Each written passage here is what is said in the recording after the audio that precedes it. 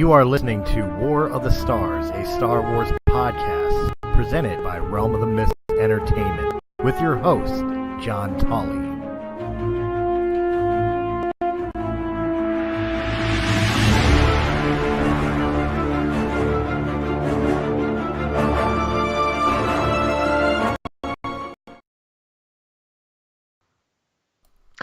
Hello, everyone, and welcome to War of the Stars, a Star Wars podcast. We are coming to you, as always, from deep within the Outer Rim, far beyond the watchful eyes of the Galactic Empire. My name is John Mark Tolley, and joining me, as always, is my co-host with the mo-host, Mr. Christopher Stolley. Chris, how you doing today, man? It's showtime! Wait, shit, wrong movie.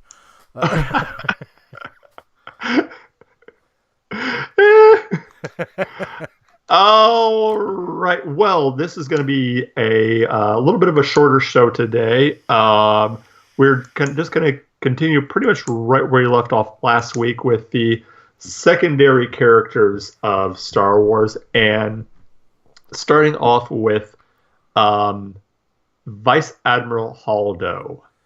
Of course, we're doing our Women of Star Wars series. For those of you who are new, going through all of the female characters in Star Wars, or at least as many as we can. That we can think of. Yeah, and last week we just kind of touched on some of these secondary characters, and I think picking up with Admiral Holdo is a good one. I just recently rewatched Last Jedi, and I tried to watch it this time with a little bit more of a critical eye. I think last time I watched it was in the theaters, and I definitely had these Star Wars rose-colored glasses on. So I wanted to watch it this time with a little bit more critical eye, and I have a question for you. Okay. What was it, do you think, that made, we'll get to Rose later, but with Holdo particularly, that made her so hated by the fan base? Why do you think she was? And then I have another question after you answer that question. Well, there's two points of theory that I have behind that. Number one is a lot of the fandom's lack of military etiquette, knowledge of military etiquette. Her reactions to things like Poe, and not giving him information or sharing her plan with him. She's a general or vice admiral. He's a commander. She has no obligation to tell him shit. Just do your job. Now, in the way that she presented it, sometimes could have been, poorly handled. But that being said, military etiquette, she's under no obligation to tell him anything. He's under obligation to just follow orders. Yeah. So that's one thing I know a lot of the fan base had a problem with that I don't necessarily agree with. The other thing is previously, before The Last Jedi was released, Vice Admiral Holdo was seen in books, and she was a different type of character in the book.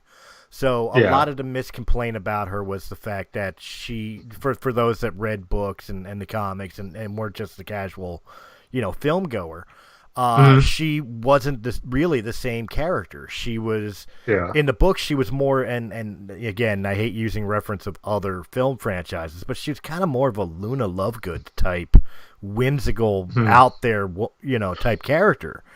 And in this one, she was more precise, more in charge. But I guess you could kind of look at that as the fact that she's now in charge of what's left of this fleet. Yeah.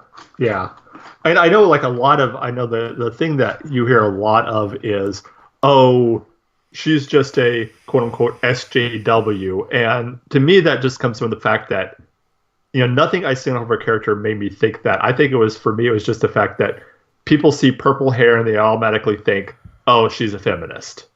They see someone like, oh, it's that. But I never really got that from that character. I just saw it as someone who was, made her way up through the ranks and just happened to be the vice admiral, who just happened to be a woman who just happened to have purple hair, Well, let me turn around and ask you a question. Since you started off this line of questioning with you just watched Last Jedi again with a more critical eye and less of a fanboy eye. Yeah.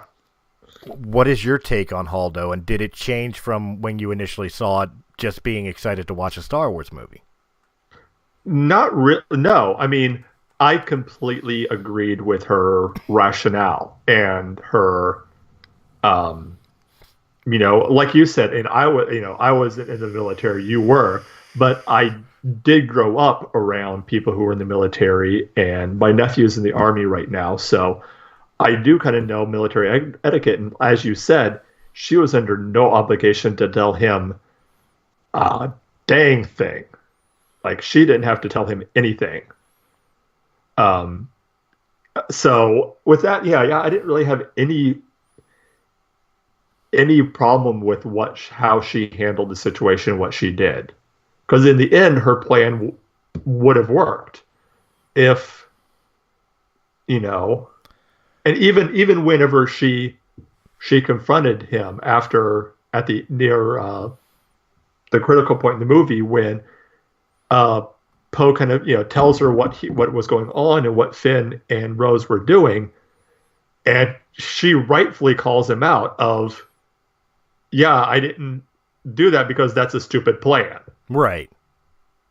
She rightfully calls him out like, that is a dumb idea. You put more people in danger, and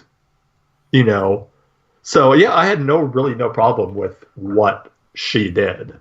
And quite honestly, she wasn't wrong. The plan was completely stupid. Like, if I take away the fact, my personal dislike of the whole Canto Bight scene, and just look at it from a observer standpoint, the idea of running out looking for this code breaker to sneak onto an First Order dreadnought with an ex-stormtrooper, a grease monkey mechanic, and that's it. I wouldn't bet the fate of what's left of my fleet on that either. Yeah. I can't really blame her reaction, and just I have to go back and read the book to know for a fact. So take this with a grain of salt, but to address Holdo's purple hair. Mm-hmm. This is a Star Wars universe. Now, again, I don't remember what race Holdo comes from. Like, obviously, she's humanoid, but, humans come from all different types of planets. They could be Tatooine, they could be Corellia, they could be whatever. There's nothing that says that on her planet, women don't, or people in general, don't have purple hair. I don't think it was supposed to be intended as, like, an SJW dye job, but that's just the color hair her people have.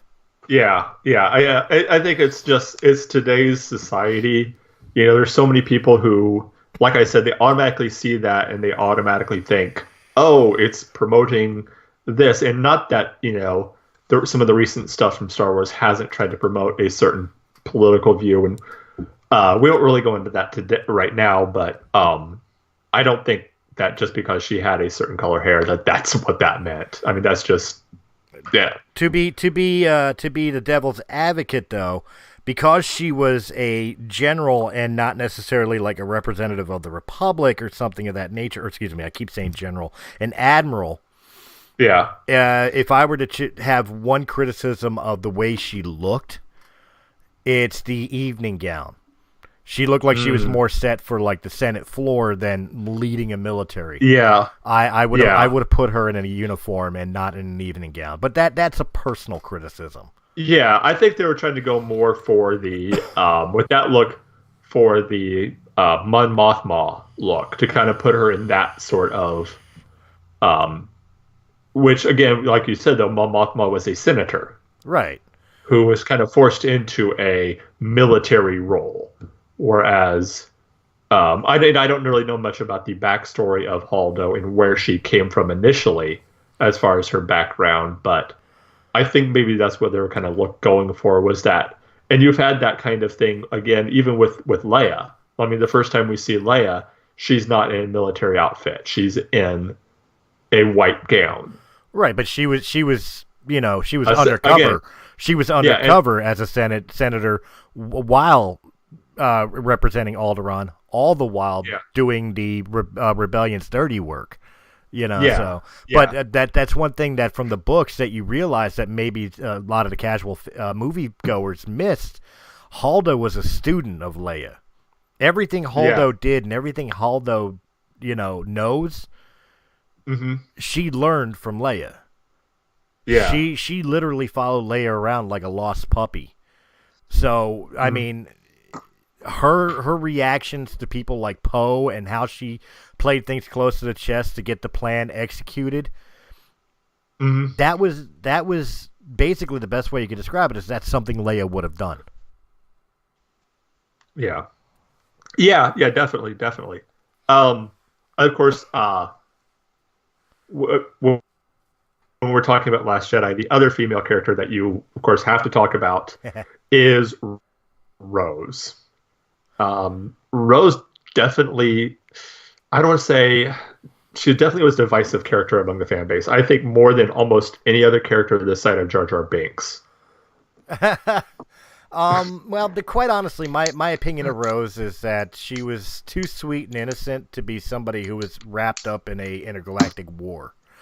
Yeah. The best way I could describe it, and it's another female character that we probably won't spend much time on, but in the comics, there's a character called Dr. Aphra.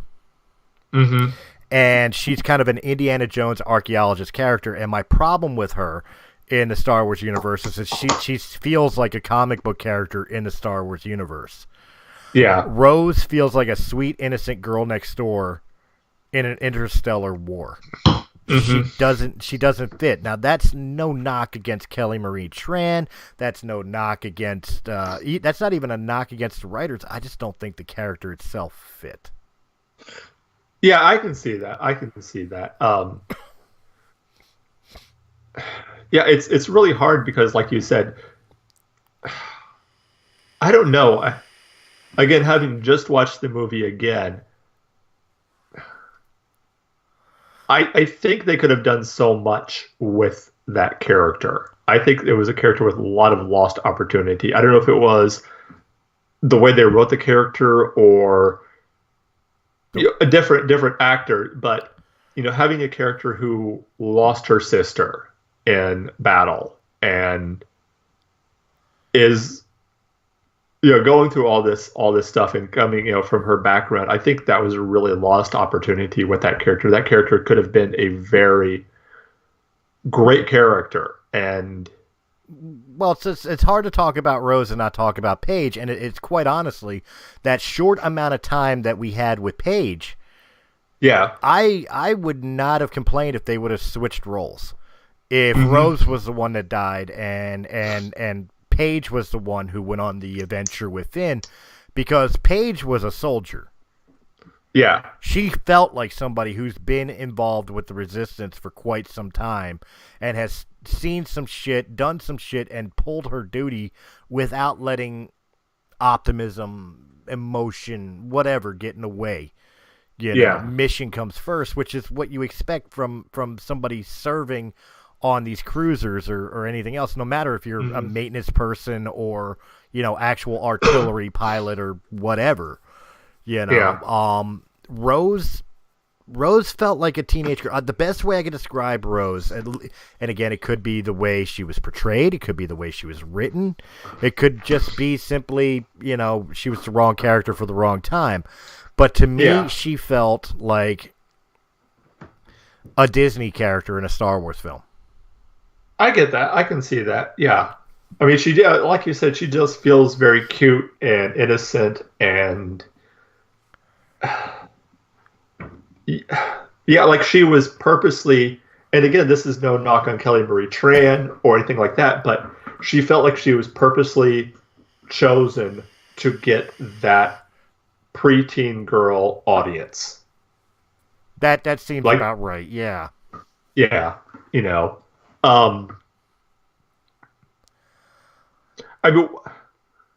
I mean, who knows? Maybe episode 9 they address that, and she kind of grows up when she wakes up out of the coma. Yeah. You know, maybe they'll address that. Maybe she's been, you know, down in the bilges of the ship for so long that she really hasn't seen the horrors of it, and it grows her up. That's a possibility. I mean, just like I've argued with people who hate Last Jedi, and it's like, let's remember it's the middle of the trilogy. I'll even be so fair as to say in Rose's story arc, let's see how it finishes. Yeah, I'd say I'd agree with that too. Of course, everyone gets the speeder scene where she makes the line of we'll defeat them not by, what was the line? We won't beat them by what we hate. We have to beat them with what we love, or something like that. Something like that. Yeah. Not by destroying what we hate, but by fighting for what we love, or something like that. Right. And when I watched that scene again, I didn't look at it from that view. I looked at something different, was Poe's story arc in that. Because if you remember at the beginning of the movie, and we'll get back to the women, but I think this kind of ties in with Holdo.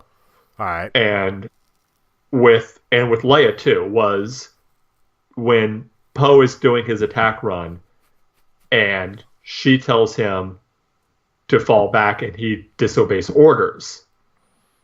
And you fast forward to the end of the movie and Poe's in that same position again, except he's now the one who has to tell Finn, pull back. Right.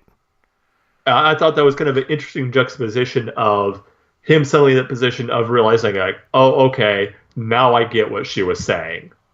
Now I understand the point. And that was just a little tangent, but yeah, I just thought it was kind of interesting juxtaposition of that right there. Well, that beginning part where he pulls the whole cell phone joke and you know, refuses to return on Leia's order. That's the exact reason why Holdo won't tell him the plan. He's already proven that he's a maverick, that he'll go against the order. Yeah. So why would you entrust somebody like that with information vital to keeping everybody alive? This guy's brash actions just destroyed your entire fighter and bomber fleet. Yeah.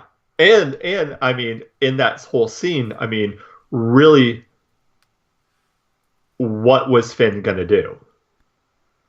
Right. I mean, what could? I mean, yes, he could have kamikazed it, but I mean, really, what would that have done in the long term?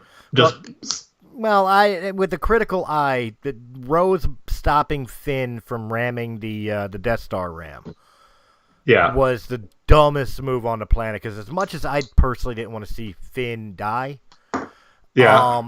first off, it would have been an honorable death for Finn. But second off, he would have stopped that ram. That ship would have disabled that gun. Yeah. And it wouldn't have blown a hole in that base. Yeah. So she really kind of screwed up in that. Like, I get the point that she was trying to push the love over hate thing, but how much more could have happened and to save the Resistance, how much more time could they have had she just let Finn do what he was going to do? Yeah. Yeah. You know, to me, her actions was more of a selfish move. Yeah, I can definitely see that. Which again goes back to her child naivety. Yeah, and maybe that will be addressed in, like you said, that will all be addressed in the next in episode 9. Yeah, so you know. That's why with Rose, it's such a hard thing. It's like the only thing I really have to go on for Rose right now is episode 8. And quite honestly, I didn't care for the character in episode 8. Yeah. But I'm fair enough that when more story arcs come out for her, when episode 9 comes out for her, maybe my opinion will change. Yeah, definitely. Yeah, possibly. Yeah, I mean, yeah, we'll just have to wait and see and kind of see where it goes from there. Well, switching gears now, like I said, this is going to be kind of a shorter show, so I apologize for everyone there who was expecting a full length show, but just kind of wanting to catch up. And one of the last characters we're going to talk about right now is Kira. And I'm saving this one for last because honestly, I don't really know if I have an opinion of Kira. This one's a hard one to really work with because Kira, first off, is in one of the least successful Star Wars films. Yeah. And that's pretty much all we know her from. Yeah. I mean, little backstory, Rey's original name was supposed to be Kira. Yep. You know, so there's the origin of where the name came from. But the character itself, okay, person who used to be part of a child slave outfit with Han on Corellia, breaks free, winds up getting enslaved by Crimson Sun or Crimson Dawn, and now is the leader of the Crimson Dawn under Darth Maul. Yeah. There's really nothing that's pretty much it. But beyond that, she's really an enigmatic character. I mean, we can go into some of her motivations for the things she did or what we think her motivations were, but they didn't really present much for her. Yeah, she was basically just presented as a foil / love interest for Han. It was almost like she was presented to be just, okay, we need a female protagonist, female character that can kind of, be along with Han for this adventure, and that's all we need her for. And that's pretty much it. She was meant she was a MacGuffin, for lack of a better term, in the film. Yeah. Because she was intended to be Han's motivation, but at the same time his conflict. You know, she was his motivation to get off of Corellia, to join the Empire and get a ship to go back and get her. You know, and then when he finds her again, then she's the conflict of, do I really want to be a smuggler or do I want to help her? Do I want to be loyal to Tobias or do I want to be loyal to, for lack of a better term, my childhood friend? You know, like she was a MacGuffin to further the conflict of Han Solo, which makes it that much harder to try to analyze her as a standalone character in the Star Wars universe. Yeah, because she's almost in the movie, she's almost the ultimate secondary character in the sense that, like you said, she really doesn't. She's a plot device. Yeah. That's basically what she is. She's a plot device. And, you could have. I do give her credit, though, because she brought a Legend EU / old video game concept back into canon. What's that? That she's a master of Teräs Käsi. The Star Wars martial art that was based on a video game called The Masters of Teräs Käsi. Remember Star Wars had a Mortal Kombat style fighting game? I think we lost a little bit of connection here, guys. Bear with. Trying to get him back. But yeah, like I was saying, as I'm trying to get John back, we did have her be a master of Teräs Käsi. She did mention that when they got into the mining area. Oh, we lost him. Okay, he will be back. I'm back in. Letting him know so that way he can come back in. Close. See if we can't get the call to reconnect. Bear with me, guys.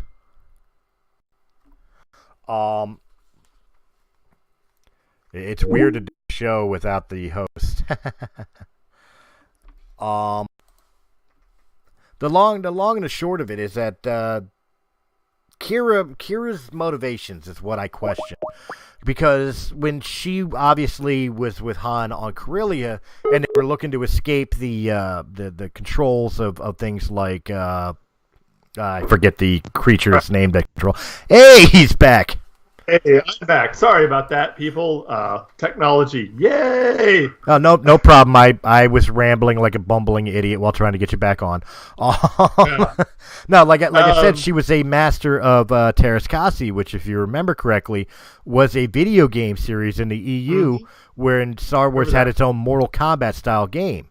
So she literally brought the idea of Terras Kasi back into canon. I remember that. Well, since we've been having a little technical difficulties, we will just kind of wrap things up here really quick. And like I said, a short show, definitely a shorter show this week. Next week, though, we will be back to full strength, hopefully, as we look at our final character in our Women of Star Wars, Rey.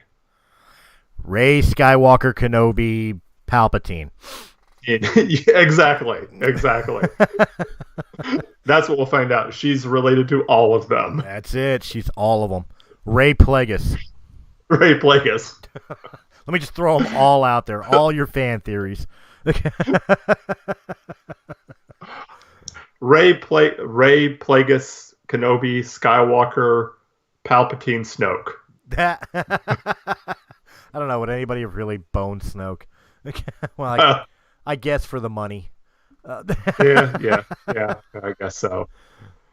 Anyway, once again, just thank you all for listening. If you want to catch me, you can find me, of course, on Facebook at Mark Tolley, on Twitter at JohnMarkTolley1, and on Instagram at JohnTolley3930. And of course, everywhere where Realm of the Mist is found online. And Chris, where can people find you? You can find me anywhere Realm of the Mist is broadcast, here on YouTube. You can find us in the description down below. Click the link for the website. You can also find us on wherever quality podcasts are heard.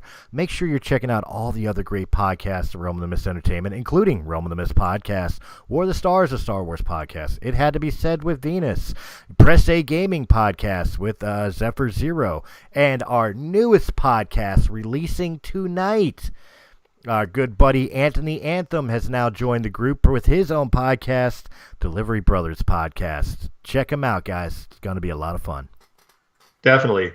And as always, remember, this isn't just my Star Wars. This isn't just your Star Wars. Ladies and gentlemen, this is our Star Wars. Until next time, may the Force be with you. Always. Why didn't the Little Pigs go in for some kind of flat share scheme? Does Jesus get to choose which wine he turns it into? Why don't Sims have the upper body strength to climb out of a swimming pool? And does everybody really want to be a cat? I'm Will Baker. And I'm Alex Prescott. And if you're the type of person that overthinks these deep philosophical questions, then Think to the Brink is the podcast for you. From Disney characters to song lyrics, debates to social etiquette, tune in every week for your dose of paralysis by analysis. All topic questions are welcome. If you can think it, we can overthink. Think to the Brink. Available on all platforms. Hey everyone, this is John Tolley. To check out a Star Wars podcast. Each week, my co-host Chris Tolley discusses the news and theory surrounding one of the largest movie franchises in the world. At Eastern, as we travel to the galaxy far, far away, right?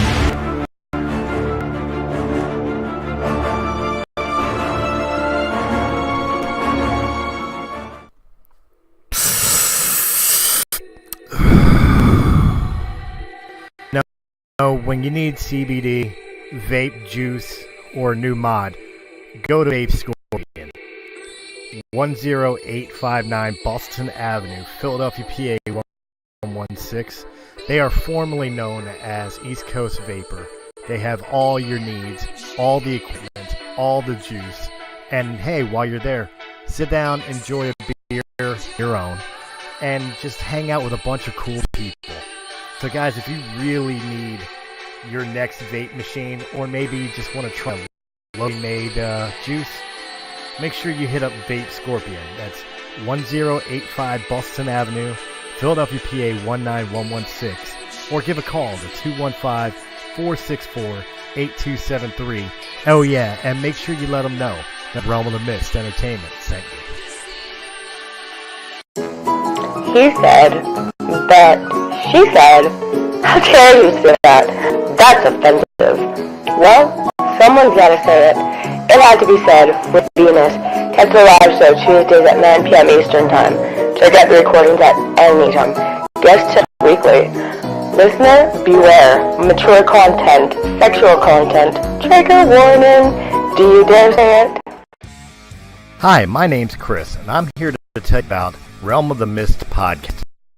Realm of the Mist podcast, we talk about all the greater things from movies, music, books, comic books, and many other forms of entertainment, as well as politics, current events, and just general humor and having a good time.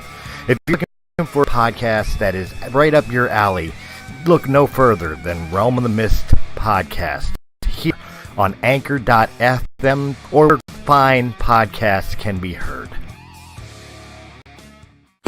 Hi, this is Dave from the Comic Collection at 83 Bustleton Pike in Feasterville, Pennsylvania. Our phone number is 215-357-3332. We are right next to Northeast Philadelphia. We have action figures, gaming, statues, albums, and CDs, graphic novels, other knickknacks, and, of course, comics. Established in 1985, we are your go-to store. Come by and say hello, and say that the guys from Radiocast FM Radio sent you. The address again is 83 Bustleton Pike, Feasterville, Pennsylvania, or call 215-357-3332.